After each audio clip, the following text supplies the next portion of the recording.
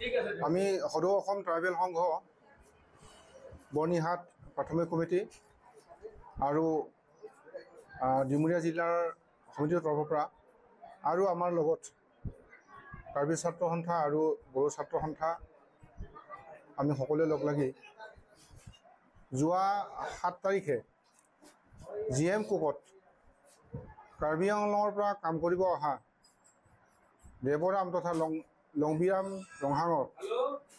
তেওঁৰ ইণ্ডাষ্ট্ৰীৰ কৰ্তৃপক্ষই যি ধৰণে তেওঁলোকক নিৰ্মম প্ৰহাৰ কৰি পেলাই হত্যা কৰিলে আৰু তাৰ লগত সহযোগী থকা কেইবাগৰাকী ব্যক্তিক তেওঁলোকে প্ৰহাৰ কৰি পেলাই মুমূৰ্ষু অৱস্থা কৰি থৈছে। আমি সকলো এই কথাক একে মুখে আজি আমি গৰিহণা দিছোঁ আৰু অতি শীঘ্ৰে এই কালপিতসকল যিসকলে এই হত্যাকাণ্ডৰ লগত জড়িত আছে তেওঁলোকক কৰায়ত্ব কৰিবৰ কাৰণে আমি চৰকাৰক দাবী জনাইছোঁ আৰু পুলিচে তদন্ত কৰি পেলাই এতিয়ালৈকে 2 গৰাকী ব্যক্তিক এৰেষ্ট কৰা বুলি আমি গম পাইছোঁ, কৰায়ত্ব কৰা বুলি গম পাইছোঁ আৰু কেইবাগৰাকী তেওঁলোকত আছে, তেওঁলোকে পলায়ন কৰিছে।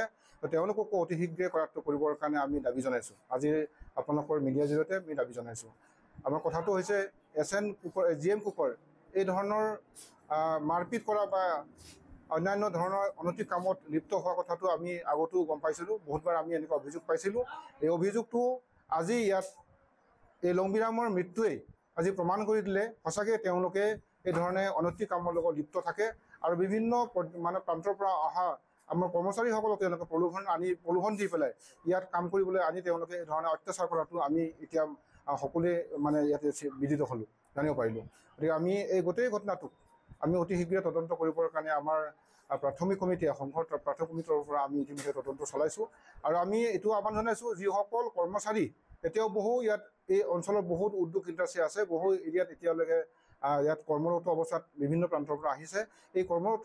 মানে কৰি থকা ব্যক্তিসকলকো আমি আমাৰ প্ৰাইমাৰী কমিটিৰ লগত আমি যোগাযোগ কৰিবৰ কাৰণে আমি তেওঁলোকক আহ্বান জনাইছোঁ। নহ'লে এই ধৰণে তেওঁলোকে অচিনাক্তৰ মানুহৰ হাতত তেওঁলোকে আকৌ বহু ধৰণৰ ঘটনা হোৱাৰ আমি আশংকা দেখিছোঁ। গতিকে যিসকলে ইয়াতে নিঃসহায় হৈ আছে, যিসকলে ইয়াত আহি পেলাই তেওঁলোকে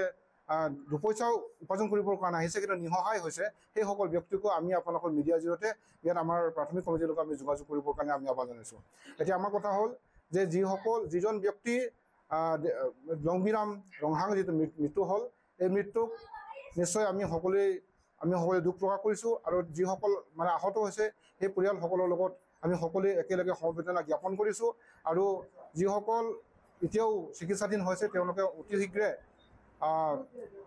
মানে তেওঁলোক সুস্থ হৈ উঠক তাৰে আমি ভগৱানৰ ওচৰত কামনা কৰিছোঁ, আমি প্ৰাৰ্থনা জনাইছোঁ সকলোৱে আৰু তেওঁলোকক উপযুক্ত পৰিমাণৰ ক্ষতিপূৰণ দিয়াবৰ কাৰণে আমি চৰকাৰৰ দাবী জনাইছোঁ আৰু মালিকপক্ষই এই ক্ষতিপূৰণ নিদিয়ালৈকে আমি আমাৰ প্ৰতিবাদৰ সংগ্ৰাম আমি চলাই থাকিম আৰু কৰিব লাগিব। আৰু এই ইণ্ডাষ্ট্ৰীটো অবৈধ বুলি আমি গম পাইছোঁ, আমি জানিব পাৰিছোঁ। গতিকে এই অবৈধ উদ্যোগটোক অতি শীঘ্ৰে উচ্ছেদ কৰিবৰ কাৰণে চৰকাৰক আমি দাবী জনাইছোঁ। ইয়াৰ বৈধতা নথিপত্ৰ অতি শীঘ্ৰে তদন্ত কৰিব লাগিব আৰু তদন্ত কৰি পেলাই যদি অবৈধ হয় উচ্ছেদ কাৰ্যসূচী চৰকাৰে সোনকালে কৰিব লাগে, সেই কথাও আমি একেলগে দাবী জনাইছোঁ। গতিকে আমি এই সম্পৰ্কত আজি